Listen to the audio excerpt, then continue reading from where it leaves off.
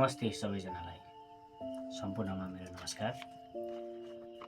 र आज हामी एउटा अत्यन्त दुःखद घटनाको बारेमा कुरा गर्दैछौँ, जुन घटना हो गरिमा चौधरीको। एउटा सानो नानी 2 वर्षे 3 वर्षको एउटा बच्चाको बारेमा हामी कुरा गर्दैछौँ। सबैले एकदमै ध्यान दिएर सुनिदिनु होला, किनकि तपाईँ हाम्रो बच्चा, तपाईँ हाम्रो बालबालिका जस्तै उनी पनि एउटा सानो बच्चा हैन। एकदम त्यो बच्चालाई, किनकि त्यो अबोध बच्चालाई के थाहा हुँदैन हैन, यस्तो बारेमा मलाई यस्तो हुन्छ, भोलिको बारेमा मलाई यस्तो हुन्छ भनेर त्यस्तो त्यति वर्षका त्यो सानो उमेरको बच्चालाई त थाहा हुँदैन नि त हैन। त्यसैले हामी चाहिँ गरिमाको बारेमा कुरा गर्दैछौँ। गरिमा तपाईँ हाम्रो छोरी पनि हो हैन, नेपालकै छोरी पनि हो।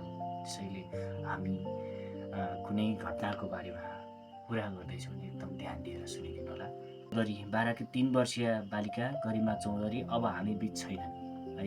अब किनकि गरिमा ती नानी चाहिँ हामी बीच अब छैनन्।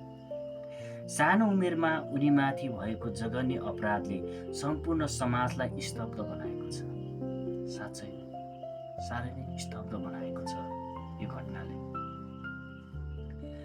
गरिमा साउन 31 गते बिहान घरबाट हराएकी थिइन्। परिवारले खोजी गरिरहँदा केही दिनपछि उनी मृत अवस्थामा फेला परेका थिए हैन।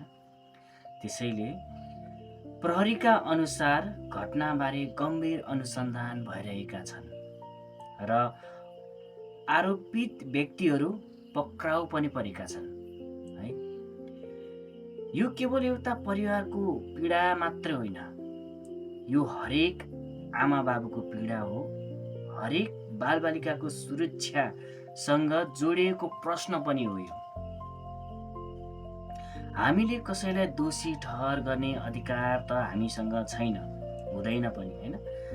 तर निष्पक्ष अनुसन्धान होस्, प्रमाणका आधारमा कानुन अनुसार कारबाही पनि होस्। कारबाही हुनैपर्छ हैन, कारबाही होस् हैन, कारबाही हुनैपर्छ र पीडित परिवारले न्याय पाओस्, त्यही हाम्रो माग हुनुपर्छ र त्यही हाम्रो माग हुनुपर्छ। गरिमा अब फर्केर आउने छैन, किनकि अब उहाँ त सदाको लागि अस्ताएर जानुभयो। एउटा पिपासु, एउटा नरपिचासको हातमा पर्यो त्यो नानी हैन। त्यसैले गरिमा फर्केर आउने छैन।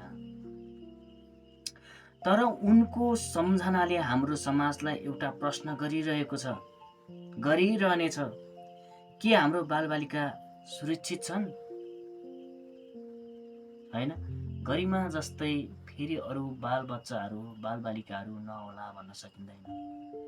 के हाम्रो बालबालिकाहरू सुरक्षित छन्? त्यसैले गरिमाको परिवारले न्याय पाओस्, हरेक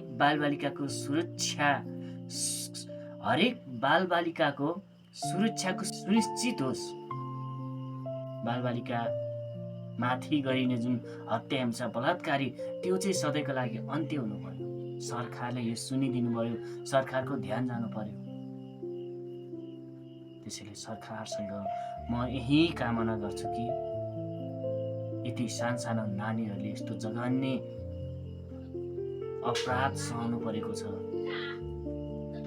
त्यसैले एकदमै सम्पूर्ण जनसमुदायलाई म यही कुरा भन्न चाहन्छु, आफ्नो बालबालिकाहरू एकदमै सुरक्षित राख्नुहोला। बालबालिकाहरूमाथि भएको जघन्य अपराधहरूबाट एकदम सचेत रहनुहोला, किनकि त्यस्तो अपराधहरू समाजमा घट्न नदिनु होला। एकदमै हामीले यो विचार पुर्याउनु पर्छ। तपाईँ हामीले अहिले नै विचार पुर्यायो भने हामीले त्यो पछिको लागि, ती घटनाहरूको लागि जोगाउन सक्छौँ। त्यसैले हामी सबैले यो कुरा बुझ्नुपर्छ। यति भन्दै म मेरो यो 2 शब्द यही टुङ्ग्याउन चाहन्छु। हस्त नमस्कार।